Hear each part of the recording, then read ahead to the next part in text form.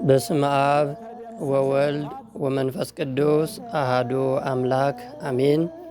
ሰላም ለክሙ ሰባቤትየ፣ ሰላም ቤተሰቦቼ እንደምን አላችሁ? ለቻናሉ አዲስ የሆናችሁ ሳብስክራይብ፣ ላይክ፣ ሼር በማድረግ ጀምሩ። ዛሬ የምንማማረው ክፍል 3 ነው። በዚህ በክፍል 3 የትምህርቱ ዋና ዋና ነጥቦች፣ አንደኛው አሃዛተ ግዕዝ የግዕዝ ቁጥሮችን እንመለከታለን። ሁለተኛ የግዕዝ ቁጥሮች በተባይታይና በአነስታይ ጾታ እንዴት እንደሚጻፉና እንዴት እንደሚነበቡ እንመለከታለን። ሶስተኛ አሃዛተ ግዕዝ መልዕልተ እስራ ከ20 በላይ ያሉትን የግዕዝ ቋንቋ ቁጥሮችን እንዴት እንደምናነብ እንዲሁ እንመለከታለን። ሀሳብ አስተያየታችሁን በኮሜንት አሳውቁኝ። ልሳነ ግዕዝ ክፍለ ትምህርት ሰለስቱ አሃዛተ ግዕዝ ወይም የግዕዝ ቁጥሮች። የግዕዝ ቋንቋ በሥነ ጽሑፍ ምሉ ካደረጉት ነገሮች አንዱ የራሱ አሃዝ ያለው መሆኑ ነው። አሃዝ የሚለው ቃል አሃዘ ያዘ፣ ቆጠረ፣ ጀመረ ከሚለው የግዕዝ ግስ የተገኘ ሲሆን ትርጉሙም መጀመሪያ፣ ቁጥር፣ መያዣ ማለት ነው። አሃዝ ተብሎ በግዙሃ ሲጻፍ ነጠላ ቁጥርን ያመለክታል። አሃዝ ተብሎ በራብዑሃ ሲጻፍ ብዙ ቁጥሮችን ያመለክታል። ይህ ማለት አሃዝ ሲል ቁጥር፣ አሃዝ ቁጥሮች ማለት ነው። የግዕዝ መስራች ቁጥሮች 20 ናቸው። በእነዚህም ማንኛውንም ቁጥር መጻፍ ይቻላል። እነርሱም የሚከተሉት ናቸው። በዚህ እንደምትመለከቱት አረበኛ ቁጥሮች አሉ፣ በዚህ ግዕዞች አሉ። አሃዱ ማለት አንድ ማለት ነው። ክልኤቱ ሁለት፣ ሰለስቱ ሶስት፣ አርባዕቱ አራት፣ አምስቱ አምስት፣ ስድስቱ ስድስት፣ ሰባቱ ሰባት፣ ሰመንቱ ስምንት፣ ተሳቱ ዘጠኝ፣ አሰርቱ 10፣ እስራ 30፣ 40። እስራ ማለት 20 ማለት ነው። 30 ማለት 30 በአማርኛውም በግዕዙም ተመሳሳይ። 40 ማለት ነው። 50 50፣ 60 ወይም 60 ይለዋል 60 ማለት ነው። 70 ተሳ፣ ምዕት እያለ ይሄዳል። እነዚህን ተጠቅመን ማንኛውንም ቁጥር መጻፍና ማንበብ እንችላለን።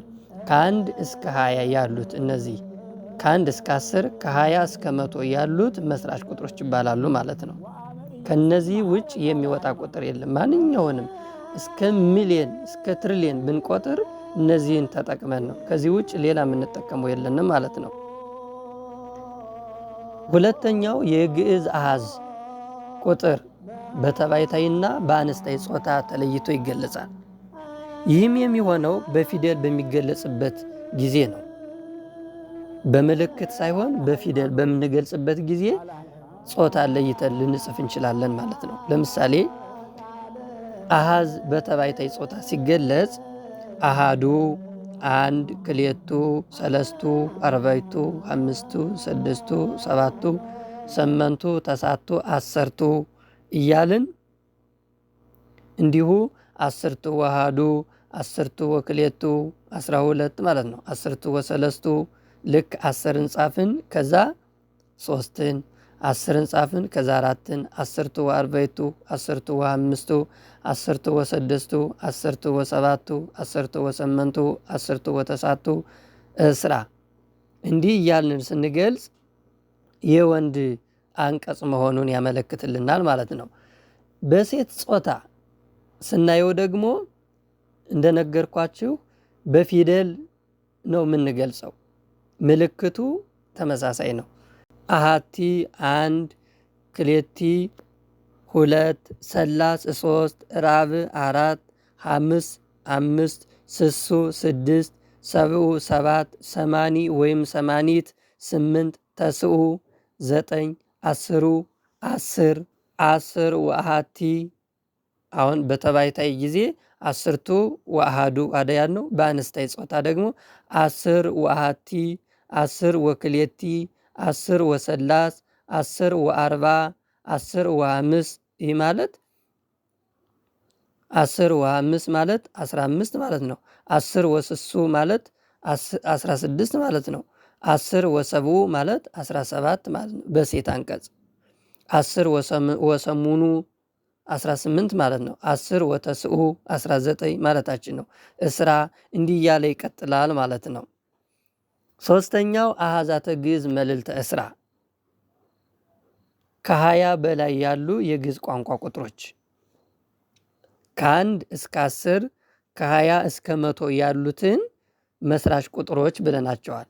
አሁን ደግሞ እነዚህ ከ21 ጀምሮ እስከሚቀጥለው ያሉት ቁጥሮች ደግሞ እንመልከታቸው። እስራ ወአሐዱ ማለት 21 ማለት ነው። እስራ 20ን ጻፍን። እስራ ማለት 20 ማለት ነው። ከዛ 1 እስራ ወአሐዱ እስራ ወክልኤቱ 22 እስራ ወሰለስቱ እስራ ወአርባዕቱ እስራ ወሐምስቱ እስራ ወስድስቱ እስራ ወሰባቱ እስራ ወሰመንቱ እስራ ወተሳቱ ቀጥታ 20 እስራን እየጻፍን ከዛ 1 2 3 አሐዱ ክልኤቱ ሰለስቱ አርባዕቱ አምስቱ ስድስቱ ሰባቱ ስምንቱ ተሳቱ አስርቱ ያልነውን ቀጥታ እነሱን መጨመር ማለት ነው። እስራ 20ን እንጽፋለን። ከዛ 1ን አሐዱን ከዛ እስራን ጽፈን ክልኤቱ 2ን ማለት ነው።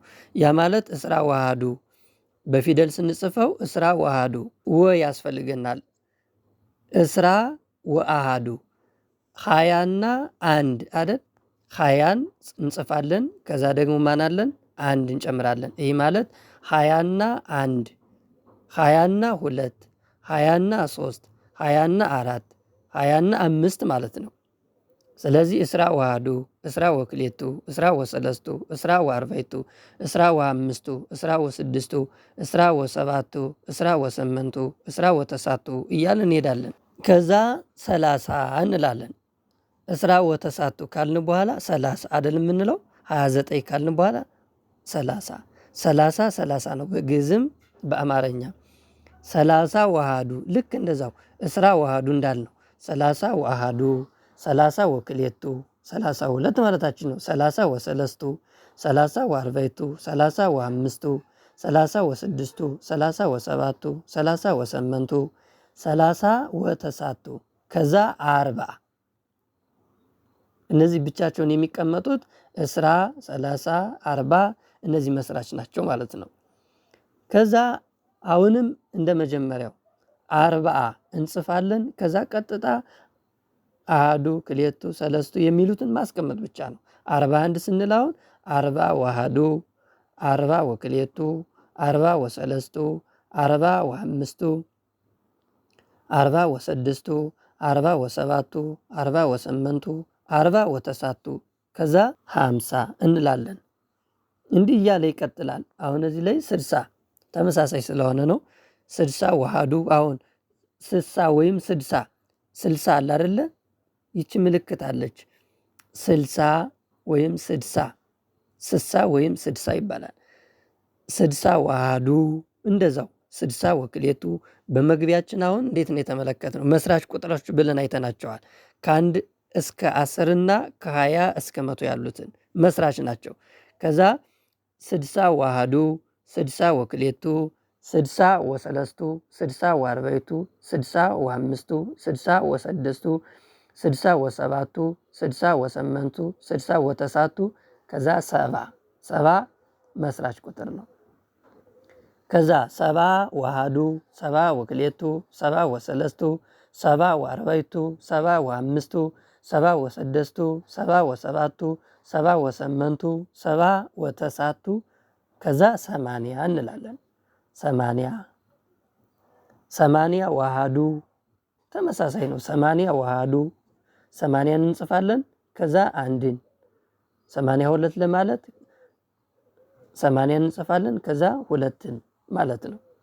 ልክ ምልክቶችን በስነ ስርዓት ጠንቅቆ መለየት ማለት ነው።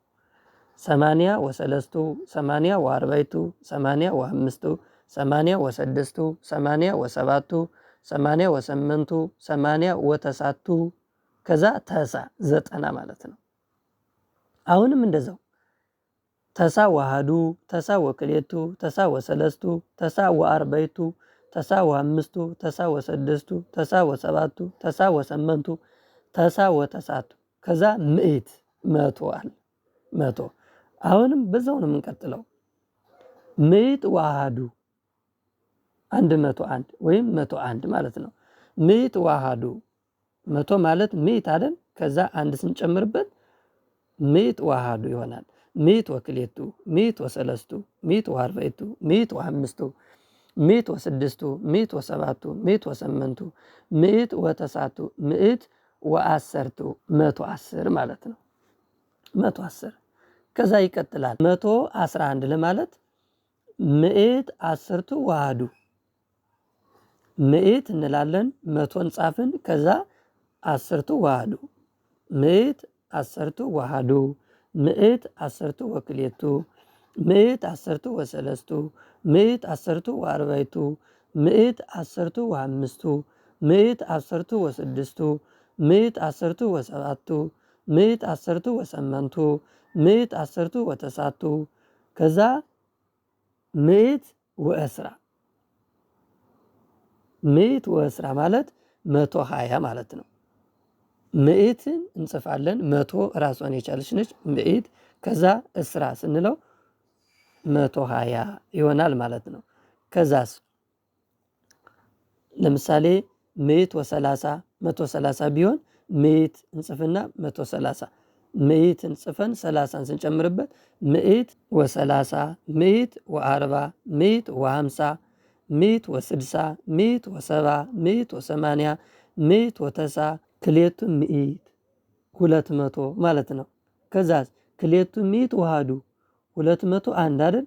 ክልኤቱ ምዕት ሁለትን እንጽፍና ከዛ ምዕትን ከዛ አንድን ክልኤቱ ምዕት ወአሐዱ ክልኤቱ ምዕት ወአሐዱ ማለት 201 ማለት ነው። የዛሬውን ክፍለ ትምህርታችን ከዚህ ላይ እንቋጭ። ሁላችሁም ሀሳብ አስተያየታችሁን በኮሜንት አስቀምጡ። ጥያቄያችሁንም እንዲሁ መጠየቅ ትችላላችሁ። ከዚህ ቀጥሎ የቤት ስራ ይኖረናል። የቤት ስራችን ደግሞ የግዕዝ መስራች ቁጥሮች ስንት ናቸው? ዝርዝራቸውን ጻፍ ወይም ጻፊ ነው። ሁለተኛ የግዕዝ ቁጥሮችን በወንድ ጾታ እና በሴት ጾታ ከ1 እስከ 10 ጻፍ ወይም ጻፊ። ሶስተኛ አሃዛተ ግዕዝ የግዕዝ ቁጥሮችን ከ50 እስከ 100 ጻፍ ወይም ጻፊ። እነዚህን ኮሜንት ላይ አስቀምጡ። ሁላችሁንም አየዋለሁ። ሰላም ለክሙ።